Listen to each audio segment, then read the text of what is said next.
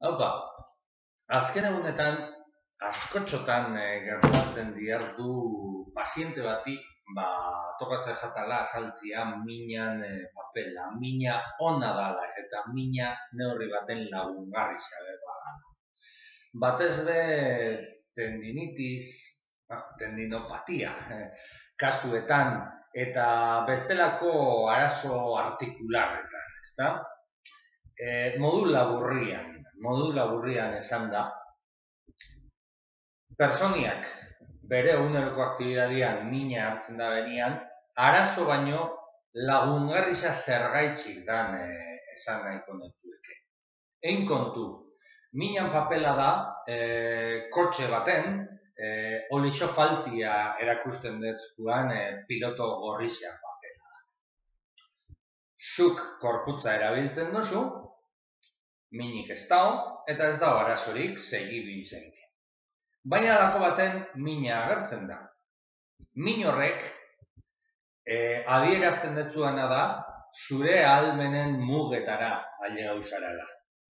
Horrainok, seguridadez jardun zeinkiala, baina hortik aurrera ja pistoia bajatu behar duzula. Laguntzen detzu, eta zure buruari kalterik ez eitzeko margen batekin abisatzen dut.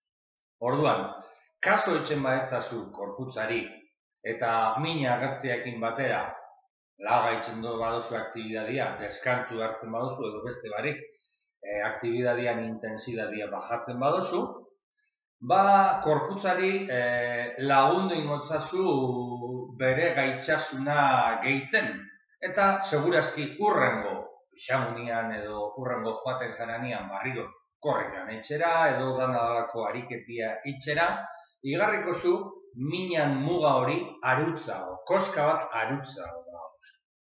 Orduan, errespetatzen badozu minak emoten detzuan informazio lagungarri hori, zure korputzan kapazitatea gero eta ondixegoa izango da, eta mina gero eta berandua agertuko da.